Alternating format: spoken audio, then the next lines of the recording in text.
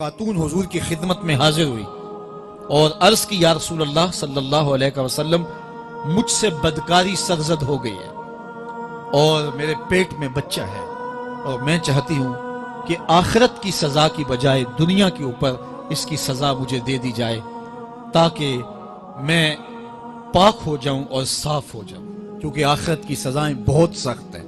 अल्लाह के महबूब अलैहिस्सलाम ने जिब्रील अमीन से एक दिन पूछा था, मुझे जहन्नम के अजाबों का जिक्र सुनाओ।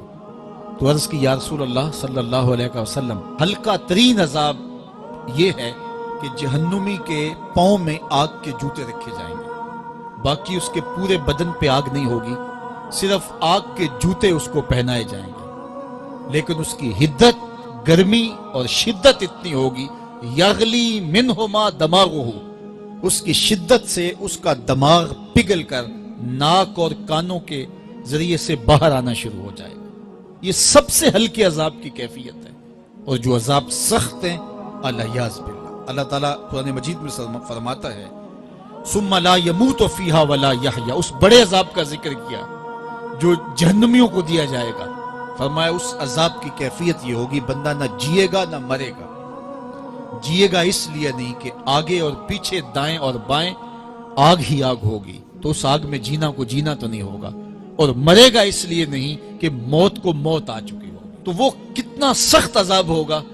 अल्लाह याज़ बिल्लाह के हल्के तरीन अजाब की कैफियत यह है कि पाँव में आग का जूता और दिमाग पिघल के नाक और कानों के रास्ते से बाहर आ जाए। तो उसने अर्ज की, या रसूल अल्लाह सल्लल्लाहु अलैहि वसल्लम, मेरे ऊपर हद जारी कर दीजिए। और उसने कहा कि मेरे पेट में जो है वो बच्चा है। अल्लाह के महबूब अलैहिस्सलाम ने फरमाया, जाओ जब बच्चा पैदा हो तो फिर आना। वो चली गई।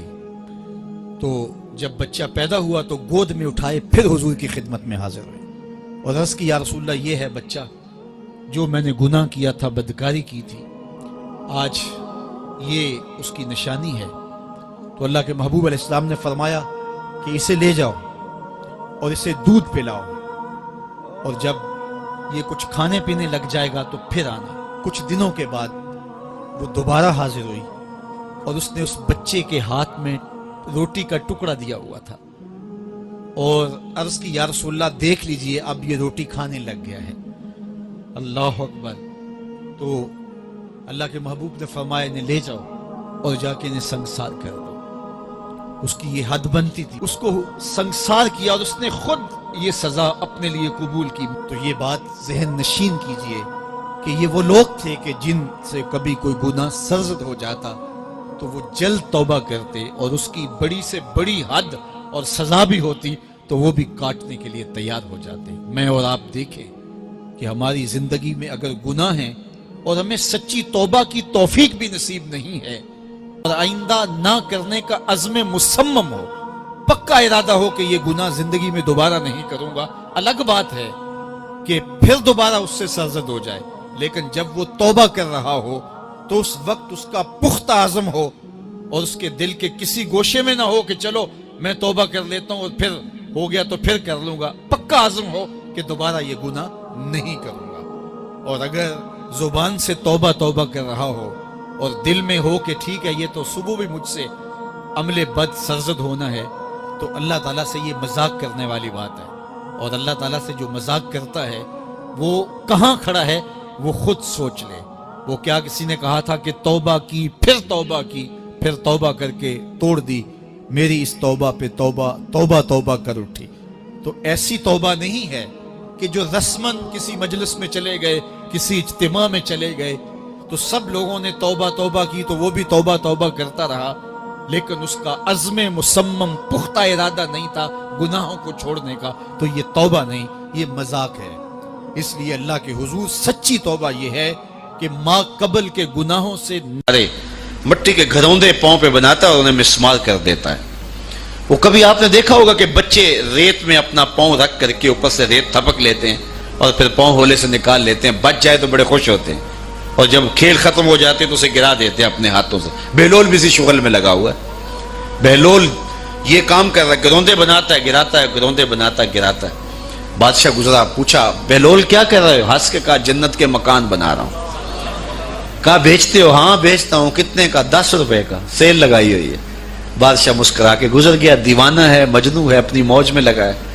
پیچھے سے ملکہ زبیدہ بھی آ رہی تھی, اس نے بھی دیکھا. کہا بہلول کیا کر رہے ہو؟ کہا جنت کے مکان بنا رہا ہوں. کہا بیچتے ہو؟ ہاں 10 روپے کا بیچتا ہوں.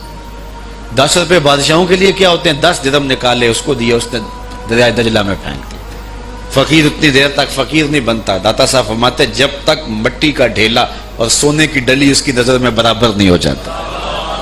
اور ایک مکان کے گرد, ایک وہ گھروندے کے گرد دائرہ لگایا. کہا یہ تیرا ہوا. ملکہ گزر گئی, بادشاہ بھی چلا گیا. شام کو اپنے محل میں پہنچے. بادشاہ سویا, منظر جاگا کہ حشر کا دن ہے, پھر جنت کا منظر ہے. جنت میں بڑے بڑے خوبصورت مکان ہیں. ایک مکان تو بڑا ہی اچھا لگا, تو جی چاہا کہ اس مکان کو دیکھوں. تو جب قریب گیا تو دروازے پہ لکھا تھا ملکہ زبیدہ. شوق سے آگے بڑھا تو دربان نے روک دیا. کہا یہ ملکہ کا ہے. کہا وہ میری ہی ملکہ ہے. کہا دنیا کے ضابطے اور ہیں, آخرت کے ضابطے اور ہیں. بادشاہ کی آنکھ کھل گئی, بے چین ہو گیا. ملکہ کو بیدار کیا. کہا تو کون سا نیک عمل کیا ہے؟ میں نے جنت میں تیرا یوں محل دیکھا. ملکہ کہنے لگی وہی معمول کی نمازیں, وہی سب کچھ, کوئی نیا کام تو میں نے کیا نہیں. ہاں یاد آیا, کل گزر رہی تھی, دجلہ کا کنارہ تھا, وہ جسے لوگ مجذوب کہتے ہیں, وہ جو دیوانہ کہلاتا ہے, وہ بہلول, وہ جنت کے محل کہتا تھا, وہ بنا رہا تھا. میں نے کہا چلو کوئی بات نہیں, فقیر ہے, 10 روپے کیا ہوتے ہیں. تو میں نے 10 روپے کا ایک محل خریدا تھا. بادشاہ سر پکڑ کے بیٹھ گیا, وہ تو مجھے بھی کہتا تھا. میں دیوانے کی بات سمجھ کے گزر گیا. اگلے دن بادشاہ قصدن گزرا. جب قصدن گزرا نا تو دل دھڑک رہا تھا کہ کہیں مجذوب پھر آج مل جائے اور اسی موج میں ہو تو کام بن جائے. دیکھا تو بہلول وہاں بیٹھا ہوا ہے. آگے بڑھ کے دیکھا تو کام بھی وہی. بادشاہ پھر رک گیا. پوچھا اب بہلول کیا کر رہے ہو؟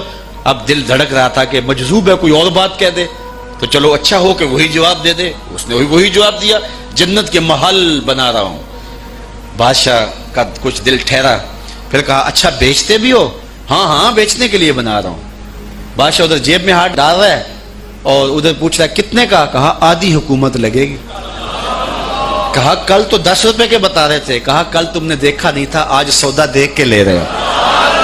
اللہ تعالیٰ ارشاد فرماتا ہے انما تنذر من اتبع ذکر وخشی الرحمن بالغیب, جو ان ڈٹھے سودے کرتے ہیں, جو بغیر دیکھ کے کرتے ہیں.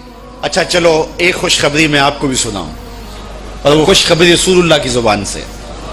حضور نے فرمایا طوبی لمن رآنی وآمن بی وطوبی 7 مرات من لم یرانی وآمن بی. فرمایا صحابہ تمہیں مبارک ہو ایمان کی کہ تم نے مجھے دیکھا اور میرے اوپر ایمان لائے. اور کہا انہیں 7 مبارکیں ہوں جنہوں نے مجھے دیکھا بھی نہیں ہوگا اور پھر بھی ایمان لائیں گے. انما تنذر من اتبع ذکر وخشی الرحمن بالغیب فبشرہ بمغفرۃ واجر کریم. ان کو بشارت دے دیجئے بڑی عزت والے اجر کی اور خوشخبری بھی. تو جس اجر کو میرا رب بھی کریم کہہ رہا ہے وہ اجر کیسا ہوگا. تو یہاں تو لہجہ دم توڑتا ہے اور الفاظ ساتھ نہیں دیتے کہ اجر کریم کی کیا تعریف کریں جس اجر کو میرے رب ہے. لا فضل لعربی علی عجمی, کسی عربی کو اجمی پر کوئی فضیلت نہیں ہے, اور کسی اجمی کو کسی عربی پر کوئی فضیلت نہیں ہے. کسی گورے کو کالے پر, کسی کالے کو گورے پر کوئی فضیلت نہیں. فضیلت کا معیار صرف تقوی ہے. ہمارے آج بھی ہندوانہ رسمیں ختم نہیں ہو رہی. دولت کی تقسیم پر, امیر غریب کی بنیاد پر اس معاشرے میں تقسیم موجود ہے. ہمارے دیہاتوں میں چودھری اور کمی کی بنیاد پر تقسیم موجود ہے. رعایا اور حکمرانوں کی بنیاد پر یہاں تقسیمیں موجود ہیں. لیکن میرے اور آپ کے آقا و مولا نے قیامت تک آنے والی انسانیت کے لیے جو منشور دیا وہ یہ تھا کسی عربی کو اجمی پر کوئی فضیلت نہیں, کسی اجمی کو عربی پر کوئی فضیلت نہیں, کسی گورے کو کالے پر کوئی فضیلت نہیں. کیونکہ کالے رنگ بھی اللہ نے بنائے ہیں, گورے رنگ بھی اللہ نے بنائے. حکیم لقمان رنگ کے کالے تھے اور صورت اچھی نہیں تھی. تو کسی نے ان سے پوچھا کہ آپ اتنے بدصورت کیوں ہیں؟ تو حکیم لقمان نے کیا جواب دیا؟ کہا آپ شکل میں نقص نکال رہے ہیں یا شکل بنانے والے میں نقص نکال رہے ہیں؟ تو وہ خاموش ہو گیا. اللہ اکبر.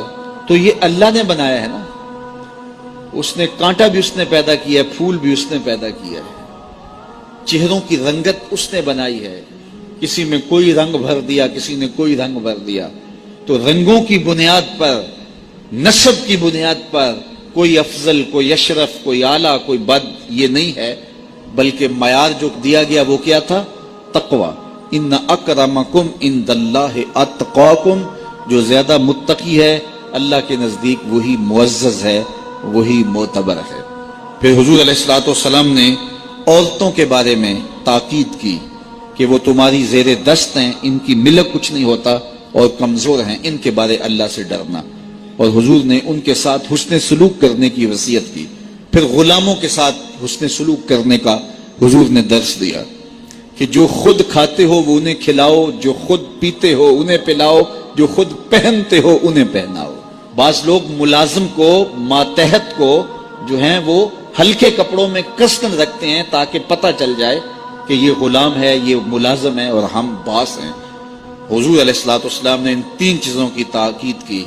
پھر حضور نے ہمسایوں کے حقوق کے حوالے سے بات کی, اور صحابہ فرماتے ہیں کہ اتنی بار حضور نے تاکید کی کہ ہمیں یہ گمان ہوا کہیں وراثت کے اندر حقدار نہ ٹھہرا دیا جائے.